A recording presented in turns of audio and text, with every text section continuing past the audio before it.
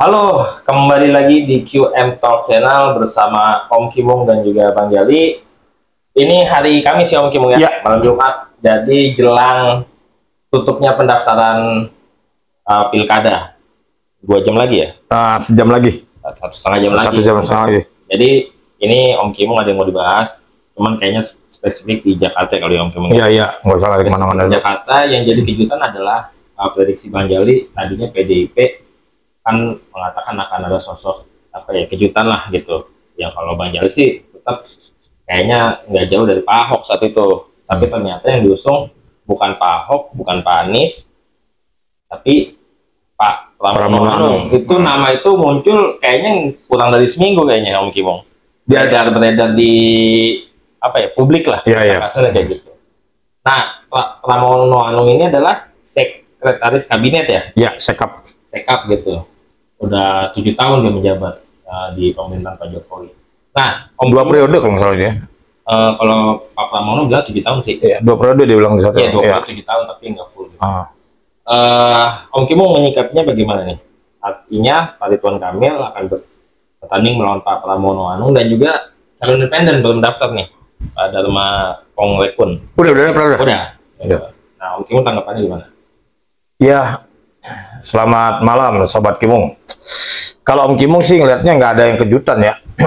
Karena Pak Pramono Anung sendiri dipanggil Bu Mega itu di hari Sabtu ya. Hari Sabtu dipanggil, Sabtu kemarin.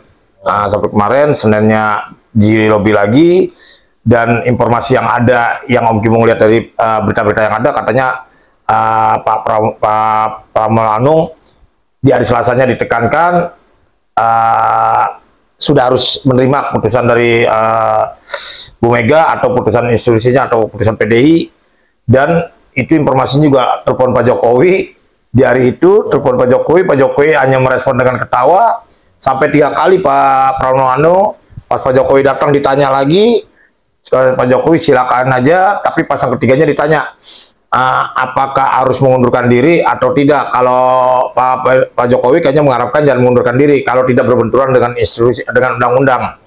Ternyata memang katanya nggak berbenturan. Mudah-mudahan sih nggak mengundurkan diri. Ya udah, dua kaki aja, yang satu dipakai seskap, karena itu juga Pak Jokowi udah klik lah ketemu gitu. Nah, Om Kimung melihatnya ini bukan kejutan ya, maksudnya hal yang biasa. Jadi kalau yang independen hadir itu juga baru Om Kimung juga sempat kaget gitu. Tapi nggak apa-apa, itu tuh acara yang baik gitu loh. Seperti itu Bang Jali. Apa berarti Om Kimung ya nggak terkejut kalau Pak Pram maju gitu? Enggak. Meskipun tidak dibahas hal yang ramai, apa Om Kimung sudah memprediksi itu? Oh enggak, jadi gini. Maksudnya kejutan berarti kan orang bahasa kejutan itu adalah tiba-tiba muncul, itu kan artinya kejutan gitu. Tadi Om Kimung bilang bukan kejutan. Gitu. Ya maksudnya apa nih? Bisa dijelaskan lagi nggak secara Jadi gini, sebelum-sebelumnya kan wacana cuma 2 nama tuh, Ahok, Anies, Rano Karno, bemper atau wakilnya, kan gitu. Nah, kalau Om Kimung udah bilang, udah katakan, Bu Mega dengan Pak Ahok yang sebelumnya konten Om Kimung katakan itu juga masih maju mundur karena Pak Ahok sempat ada cacat yang kemarin, cacat bukan secara hukum ya, cacat ucapannya gitu loh. Dan umat Islam yang sudah pernah cacat dengan Pak Ahok di DKI itu juga Bu Mega ngeri mengambil risiko gitu loh. Nah, kalau Pak Anies, Pak Anies ini kan masih kekeh, dia nggak mau, kalau nggak dia masih tetap di luar independen, dia nggak mau masuk partai. Nah, Bu Mega ini kok orangnya idealis banget gitu. Ini loh, ini ketentuan partai, ini gini. Nah, jadi itu nggak jadi Om Kimung nggak kaget dengan 2 figur ini nggak masuk bursanya Om Kimung. Kalau calonnya Om Kimung dari mana hanya berpikir ya kader-kader PDIP banyak seperti apa yang kemarin Om Kimung sebut, ternyata dia masuk ke Jawa Timur, Bu Risma. Nah, kalau Pramono Anung nggak terbesit, tapi pas ada beritanya di hari Sabtu tersebut, ini nih kayaknya alternatifnya nih, itu aja sih. Nah, ini pemilihan Pak Pram ini ada politik skala lebih besar kah? Om Kimung ada gambaran nggak ke sana? Karena jujur ya, kalau Bang Jali masih mencari-cari nih, ini dengan penunjukan Pak Pram ini apakah hanya sekedar DKI atau memang mengikat ke nasional kayak gitu? Nah, menurut Bang Jali dulu dah. Kan tadi Bang Jali barusan bilang. Gini. Jadi gini, Bang Jali. Jadi gini, Bang Jali. Jadi ini gambaran Om Kimung lagi sebagai orang awam ya.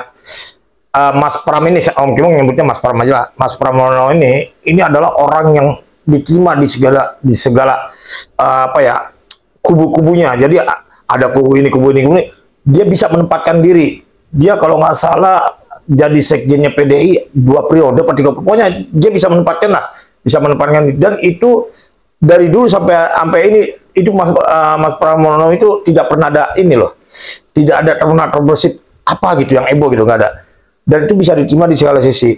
Nah katanya itu ada nego-nego ya tentang sakut hukum lah, tentang inilah, tentang itu. Kalau Om Kimung rasa enggak. Karena apa? Pada saat hari Sabtu ditawarkan atau disuruh Bu Mega, Mas Pramono ini juga tadinya menolak. Dia nggak mau. Nah sampai hari Senin ditekan lagi sama Bu Mega. Nah di hari Senin itu Mas Pramono itu nelpon Pak Jokowi, gitu loh. Apa ya, memberitahu lah. Nah di situ ada informasi dari Mas Pramono, katanya Pak Jokowi tertawa, gitu loh. Tertawa kan, tertawa ngejek dia. Ya sudah, ikuti aja. Itu sudah ketentuannya. Nah, karena Pak Jokowi tahu nih, Pak Jokowi kan kader PDI juga, jadi dia tahu apa ketentuan institusi atau kader apa partai PDI-nya, mau nggak mau dia harus menjalani gitu. Nah, tapi Mas Pramono masih ragu nih. Di hari Selasanya siang itu masih sempat didatangi lagi tuh. Di hari itu juga didatangi lagi Pak Jokowi nih. Maksudnya bertemu lah. Pak Jokowi sambil tertawa-tertawa, ya sudah maju aja gitu. Jadi Pak Jokowi memang nggak pernah ikut campur gitu. Ya sudah maju aja kalau ini udah keputusan. Nah, pas yang ketiganya barulah pertemuan yang ketiganya Pak Jokowi sempat bertanya, apakah kamu harus mundur atau tetap? Nah, kalau kamu mundur, kalau kamu tetap, apakah itu tidak menyalahi undang-undang? Nah, ternyata Mas Pram bilang nggak menyalahi. Nah, artinya Pak Jokowi sih, kalau menurut Om Kim yang menafsirkan, Pak Jokowi berharap tetap ada di sekretaris kabinet, tapi dia bisa mencalonkan di sana, selama tidak berbenturan dengan undang-undang, seperti itu. Iya. Ini tadi biar lebih jelasnya lagi, dalam konteks nasional apakah ada peluang PDIP untuk, atau lebih tepatnya Bu Mega dan Pak Jokowi bisa lebih apa ya, lebih intens hubungannya melalui Pak Pram? Kan banyak yang orang mengatakan Pak Pram ini jembatannya Pak Jokowi, Bu Mega dan juga Pak Prabowo, kayak gitu. Nah ini yang mau Bang Sibanjali pelajari. Nah Om Kimung menilai bagaimana, apakah itu akan menyangkut PDIP bisa jadi akan bergabung atau bagaimana hubungannya dengan pemerintahan selanjutnya? Jadi gini Bang Jali, Mas Pramono itu bukan sekali ini aja dia bahasanya rekonsiliasi. Nah itu Mas Pramono setiap ada peristiwa dia selalu berada di tengah-tengah. Dia yang bisa menjembatani kemana aja, gitu loh. Nah kalau dianggap ada atau tidak adanya, itu peristiwa pemilu ya sudah, setiap setelah dilantik itu cair. Setiap setelah dilantik itu cair. Nah, kalau Om Kimung sih berharap ini adalah kelunakan, artinya Bu Mega sudah mulai mereda. Pak Jokowi juga dengan tertawa kan berarti artinya ya ini loh politik loh. Nggak ada yang jadi musuh abadi, nggak ada yang jadi teman abadi. Tapi ya itulah, kita bersama-sama untuk apa, kepentingan apa, ini loh bangsa ini gitu loh. Jadi nanti itu secara alami akan cair sendiri. Nah, Om Kimung cuma berharap nanti kalau memang nanti masa kampanye Mas Pramono dengan pasangannya Sidul Rano Karno itu udah, timnya itu jangan lagi apa ya, jus menjatuhkan, menjelekkan, karena itu akan fatal. Nah Om Kimung sampai hari ini sih akhirnya tertarik, kayaknya ini pilihan Om Kimung nih, karena Mas Pramono itu dari dulu Om Kimung sempet tahu lah, oh ini bagus nih. Kan dia anaknya sempat jadi di Kediri. Masih. Nah, gitu. Maju lagi. Jadi inilah politik gitu. Politik itu nanti setelah pelantikan dia akan cair. Cuman ini kewaswasan Om Kimung ya. Maka kan mereka pada masih tarik ulur. Kalau PKS, makanya PKS kan nggak bakal sebenarnya sih yang paling ideal itu adalah PKS yang berada di luar. Gitu loh, PKS yang di luar. Tapi kan kalau PKS ada di luar, PDI ada di luar juga, kayaknya nggak pernah ketemu nih. Tapi karena PKS sudah masuk, Om Kimung sih berharap udah PDI harus berani bersikap tetap berada di luar, jangan ikut masuk juga, gitu. Jadi supaya nanti ada yang mengkontrol nih negara nih.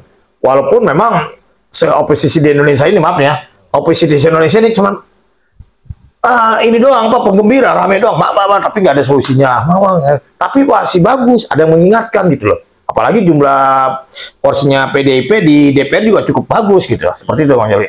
Oke, itu kita taplam ya gitu. Ya. Ada pembahasan lagi nggak soal ya apa nih ya Pak Anies tidak maju, terus soal potensi pemetaan kota politiknya Jakarta, apakah Pak Pram memang lawan yang cocok untuk apa ya, Pak Ridwan Kamil, atau memang Pak Pram ini diusung supaya cuma sekedar mencairkan suasana aja, bukan ditargetkan menang kayak gitu.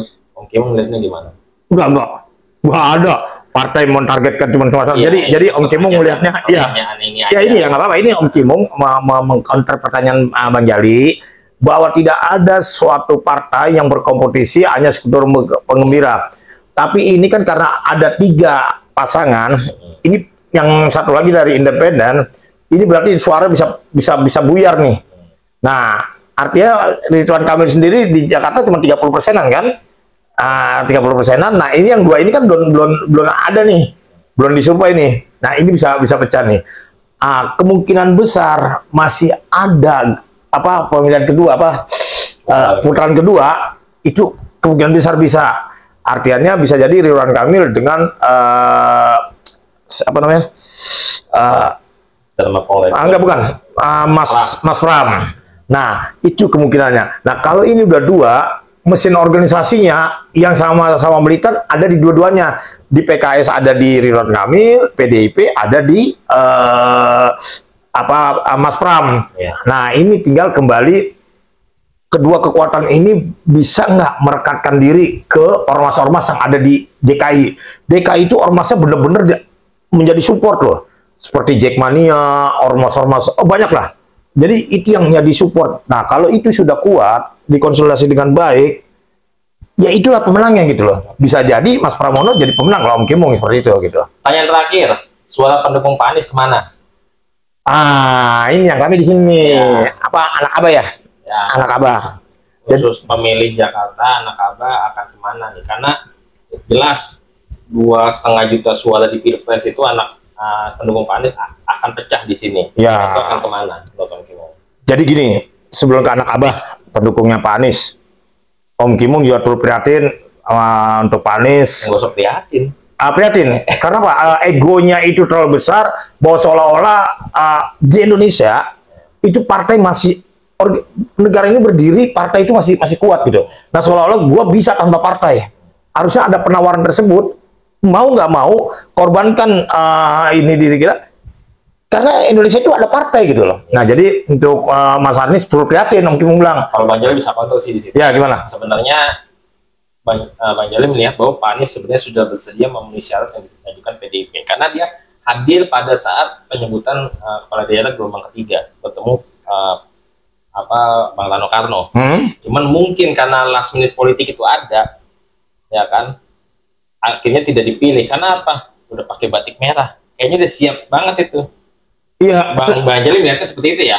Kayak gitu. Artinya mungkin syarat-syarat yang diminta PDIP Pak Anies sudah sanggupin, mungkin dengan masuk jadi anggota. Cuman dengan last minute entah Bang Jali tidak tahu apakah ada hubungan dengan Pak Jokowi, apakah dengan ada Bu Mega di mana akhirnya di situ Pak Anies tidak maju karena santer banget Pak Anies hadir dan saat di pemberitahuan gelombang ketiga kepala daerah PDIP. Iya, jadi gini, itu kan ada yang namanya de facto dan de jure. Ya. Mungkin Pak Anies menyampaikan seolah-olah gua siap nih memakai jaket merah, tapi de facto-nya dia tidak minimal mengisi kartu anggota gitu loh. Harusnya kan dia sampaikan, oke, saya siap jadi anggota, isi kartu anggota secara de facto. Ya, nah, itu kan iya, ini nggak apa-apa, ini cuma memberi informasi. Ya. Berarti hanya simbol-simbol. Bisa jadi kalau simbol-simbol itu kan nggak ditangkap. Seandainya pun ditangkap, bisa jadi, wah, ntar suatu saat dia lari nih. Kan gitu. Yang sudah ada pegang kartu aja bisa lari, gitu loh. Ya. Nah, ini jadi, kalau Om Kimung melihatnya nggak seperti itu. Melihatnya ya, melihat sisinya Pak Anies, gitu loh. Nah, artinya apa? Terus ngapain kesana dia? Ya dia butuh ini ya, gitu. Okay. Butuh pengen didukung, tapi dia nggak mau mengorbankan diri loh. Okay. Harusnya kan beda pendapatnya Bang Jali. Ya nggak apa-apa. Artinya seperti itu. Artinya kalau dia pada saat itu datang, jangan usah pakai jaket merah, sebut aja saya siap menjadi anggota atau kader PDIP. Clear. Isi formulir selesai. Nah itu udah ada pernyataan sikap secara de facto-nya jelas gitu lah. Jadi kalau emang melihatnya itu hanya simbol-simbol yang akhirnya ya nggak salah dong kalau Bu Mega atau dari PDIP tidak menangkap bahwa lu nggak mau ikut ke PDIP gitu loh. Nah itulah kelemahannya kalau menurut Om Kimung gitu. Tapi terlepas dari itu semua, ini adalah pelajaran untuk kita semua. Partai di Indonesia itu partai masih tetap, makanya yang juga jadi sorotan Om Kimung. Kenapa semua partai-partai kemarin Kongres PAN dia lagi ketuanya, Nasdem dia lagi ketuanya, cuman Golkar doang. Golkar mau organisasinya Om Kimung kalau dikatakan dari dulu kekaryaannya itu berputar pemimpinan kuat, tapi yang lain pendirinya itu lagi, termasuk Gerindra juga nanti itu lagi. Jadi Om Kimung bilang seperti itu. Dan untuk anak Abah sekali lagi suaranya kemana? Ya sudahlah, jangan kecewa. Organisasi negara ini butuh suara Anda. Entah mau ke A, entah mau ke B, entah mau ke C. Seandainya pun tidak ikut andil dalam untuk partisipasi dalam negara ini, dalam pemilihan besok, minimal jangan berisik. Itu aja. Oke, udah cukup. Ada lagi, Om Kimung? Ada lagi? Nggak ada, udah. Okay. Apa lagi? Ya, tinggal kita lihat aja resminya sampai jam 12. Tapi kayaknya udah nggak ada yang daftar lagi ya kan? Udah habis deh. Tapi dengar-dengar Partai Buruh masih nunggu, tapi nggak tahu loh. Nggak mungkin. Secara logika nggak bisa. Manusia itu udah kalau mau daftar ya kenapa nggak kemarin kalau merasa juga kan? Gitu. Karena partai yang punya suara udah terdaftar semua. Ya ini Om Kimung lupa. Tadi ingat-ingat yang partai bukan partai independen. Harusnya para simpatisannya anak Abah atau simpatisannya Pak Anies harusnya udah siapin nih inisiatif kurang. Jadi ini gagal, gue udah ada alternatif. Jadi jangan nunggu gitu loh. Nah Pak Anies ini kan banyak pendukungnya, harusnya buru-buru disiapin rumah-rumah posko-posko untuk KTP. Inisiatif sendiri. Apakah inisiatifnya kurang atau sumber dananya tanda kutip nggak ada? Nah itu juga belum ketahuan gitu. Kalau udah independen harusnya masyarakat yang sumber dananya. Ya harusnya, tapi kan ini kan lagi-lagi bisa jadi ya benar kata Bang Jali, inisiatifnya yang kurang.